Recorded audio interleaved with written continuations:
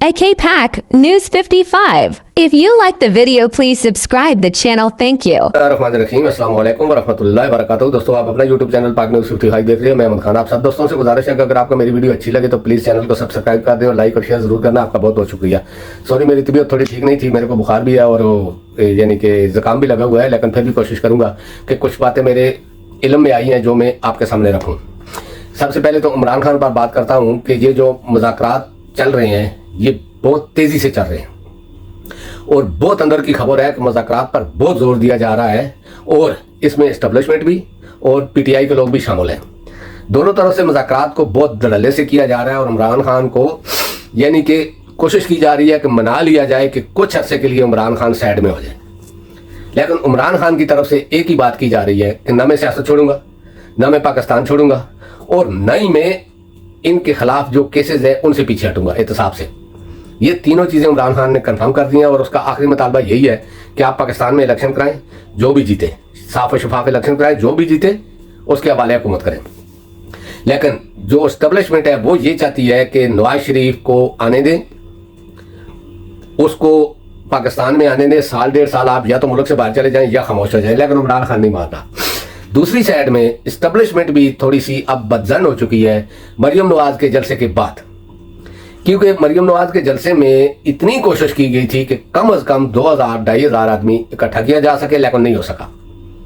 700 से 800 के दरमियान आदमी थे और बड़ी मुश्किल से एक तंग सी गली में वो जलसा किया गया और उसमें भी बहुत शोर शराबा हुआ और पीटीआई के नारे लगे, इमरान खान के नारे लगे, नवाज शरीफ के मुखालफ नारे लगे, यानी कि नवाज शरीफ जब भी आएगा सीधा जेल जाएगा, इस तरह के नारे भी लगे उस जलसे में।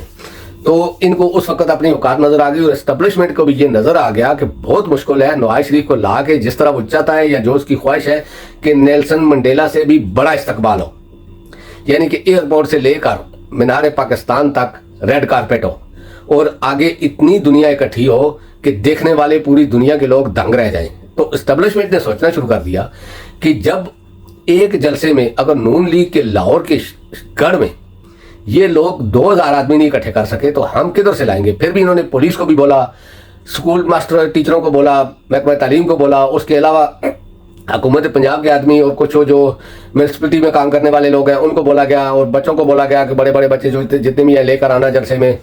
और फिर उंडा 125 का लालच भी दिया गया और पैसों का भी दिया गया, सारा कुछ कर रहे हैं। लेकिन इनको एस्टेब्लिशमेंट को जो खबरें पहुंच रही है, जो लग रहा है कि हालात इसके बिल्कुल बरक्स हैं, लोग नहीं आना चाहते उसमें, चाहे वो मुस्लिम लीग नून के कारकुन है या किसी और पार्टी के या पाकिस्तानी है जो किसी से तलब नहीं रखते, वो नहीं आना चाहते। इस वजह से एस्टेब्लिशमेंट ने नवाज शरीफ को एक पैगाम भेजा है कि आपकी जो फरमाइश है वो हम इस तरह पूरी नहीं कर सकते, क्योंकि अगर हम पुलिस को भेजेंगे या पुलिस के महकमे से पंजाब हुकूमत भेजेगी या स्कूल के महकमे से किसी जगह भी ये बात निकल सकती है और फिर ये लावा आगे इतना पका हुआ है ये फट जाएगा। तो बेहतर ये है कि आप अपनी ये डिमांड छोड़ें और आप सीधा आएँ, अदालत में पेश हों, जमानत करवाएं, बाहर जाएं, इसके बाद आगे देखेंगे। लेकिन नवाज शरीफ इस पर राजी नहीं हो रहा है। वो कह रहा है कि मेरा इस्तकबाल करो और ऐसे कह रहा है इस्तकबाल करो कि जैसे उसको उठा के बाहर फेंका गया, उसके बाद बहुत अरसे के बाद वो वापस आ रहा है और आने के बाद वो एक यानी कि जिस तरह नेल्सन मंडेला जेल में था तो वो बाहर निकला तो उसके इस्तकबाल किया गया था अवाम की तरफ से, इससे ज़्यादा इस्तकबाल मेरा हो। लेकिन एस्टेब्लिशमेंट जान चुकी है कि इस तरह का नहीं हो सकता। नवाज शरीफ ने बहुत कोशिश की, ब्लैकमेल करने की कोशिश की, लेकिन एक दो आदमियों को तो वो ब्लैकमेल कर सकता है लेकिन सबको तो नहीं कर सकता। इसी वजह से अब उसके आने के भी लाले पड़े हुए हैं। तो ये बात तो आपको इनके चिड़चिड़ेपन से भी नजर आ रही होगी जो राणा सनाउल्लाह या दूसरे लोग कर रहे हैं, उससे भी आपको नजर आ रहा होगा। हालांकि जितनी सपोर्ट इनको एस्टेब्लिशमेंट की थी पहले भी, इमरान खान के दौरे हुकूमत में भी और अब भी, इससे ज्यादा अगर किसी और को, अगर इमरान खान को इसकी आदि भी होती ना तो आज पाकिस्तान किसी और जगह पे खड़ा होता। क्योंकि देखें, बाजवा ने जितनी सपोर्ट नवाज शरीफ की या मरियम नवाज की या नून लीग की या पीपल पार्टी की, खुदा की कसम अगर किसी और की करता ना तो आज मुल्क किसी और जगह पर होता। लेकिन मक्खी चाय से मक्खी की तरह निकाल के नवाज शरीफ को उसने बाहर भेजा, इनके सारे केस माफ करवाए।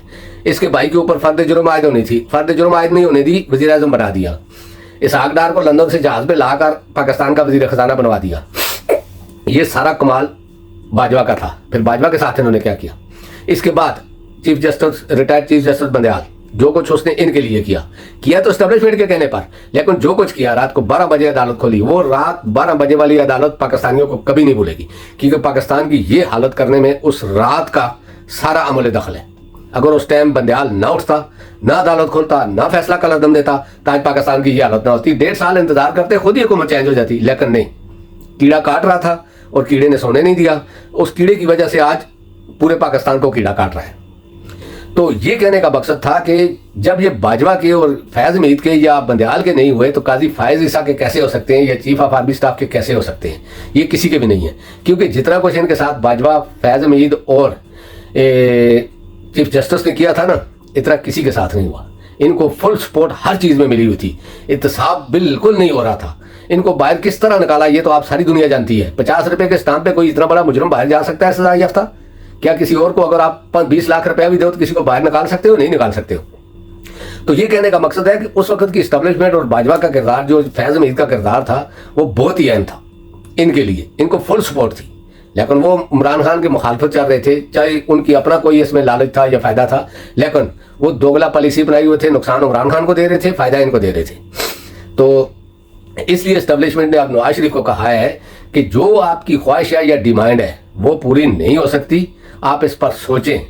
तो अब इनका कुछ थोड़ा थोड़ा प्रोग्राम बदल रहा है। हो सकता है नवाज शरीफ ना आए, क्योंकि मैं ये कह रहा हूं कि नवाज शरीफ नहीं आ गया। मैं पहले भी कहा था कि वो इतना बहादुर नहीं है कि अगर उसको फुल रास्ता न मिले तो वो आ जाए। बाकी दानिश रावला की बातें आपने सुन ली, इसके अलावा दूसरों की बातें भी आप सुन रहे हैं कि वो कैसे पैगामात दे रहे हैं, किस तरह का जिंजला चिड़चिड़ापन उनके ऊपर सवार है। तो मेरा कहने का ये मकसद था कि इमरान खान के साथ मुज़ाकरात तो हो रहे हैं और मुज़ाकरात भी बहुत खुलकर हो रहे हैं, लेकिन इमरान खान इनकी बात नहीं मान रहा। इमरान खान अपनी बात पे डटा हुआ है। उसने कहा है कि जो मेरी बात है, मुझे इस चीज़ से कोई चिढ़ नहीं, मेरा सिर्फ एक ही मकसद है कि पाकिस्तान आज़ाद हो, पाकिस्तान की खारजा पॉलिसी आज़ाद हो, पाकिस्तान किसी मुल्क का गुलाम ना हो, अपने फैसले खुद करे, अवाम के लिए फैसले करे, अवाम के हक में फैसले करे, यानी कि किसी और का गुलाम ना हो। तो ये बातें चल रही थी। इसके अलावा जो कुछ यानी कि अदलिया कर रही है, या जो कुछ हुकूमत कर रही है, या जो कुछ भी हमारी निगरान हुकूमतें कर रही हैं, या जो कुछ हमारी इस्टेब्लिशमेंट कर रही है, इस पर थोड़ी सी बात करूँगा, वीडियो लंबी हो जाएगी। देखिए कितना अर्सा से ये केस चल रहे हैं। नैब का एक अदारा बना हुआ है, उसने कितना पैसा ले लिया, कितने अरसे में कितना पैसा लिया, इसके अलावा रिकवरी क्या की, ये भी आप सब जानते हैं। मैंने अपने पिछले व्लॉग में ये बताया था। इसके अलावा जो FIA है उसको देखो, उसके बाद अदलिया को देखो, पुलिस को देखो, जेल इंतजामिया को देखो, ये सब किससे चलते हैं? पाकिस्तानियों के टैक्स के पैसे से। यानी कि इनको कोई ये नहीं कि ज़मीन से या पेड़ से तोड़कर पैसा दिया जा रहा है, ये टैक्स का पैसा है जो इन पे लग रहा है। इंक्वायरियों पे 5-5, 6-6 साल एक चीज़ की इंक्वायरी होती है, उसके बाद या तो फाइल दबा दी जाती है या बरी कर दिया जाता है। हालांकि ये 3 महीने का या 2 महीने का काम है, लेकिन 4-4 साल 5-5 साल का ये काम चल रहा है। और इंक्वायरी के नाम पर जो फंड लिए जा रहे हैं या जो तनख्वाहें ली जा रही हैं, वो सारा टैक्स का पैसा है। इसके अलावा जो पुलिस को यानी कि फालतू के रफड़ों में डाला हुआ है, गिरफ्तारियां, इस तरह के काम, ये किसके पैसे से हो रहा है? टैक्स के पैसे से। इसके अलावा जो अदालतों में चल रहा है, ये जज को इससे तनख्वाह ले रहे हैं टैक्स के पैसों से। इनके आगे मुंशी, वकील या सिक्योरिटी या जो आने जाने का खर्चा या इस तरह का काम, ये सारा टैक्स के पैसों से हो रहा है, और वो पाकिस्तानियों का पैसा है। उसको इस तरह ज़ाया किया जा रहा है जैसे ये इनका ज़ाती पैसा होता है। और जब भी किसी की इंक्वायरी होती है, फंड लिए जाते हैं, तनख्वाह ली जाती है, 1 महीने का केस 10 महीने में ख़त्म किया जाता है। ख़त्म होने के बाद फैसला क्या आता है कि या तो फाइल दब गई है या फिर वो बरी हो गया है। यही बात मरियम के केस की मैं बात कर रहा हूँ। ये मैं बात क्यों कर रहा हूँ आपको मैं अभी बताता हूँ।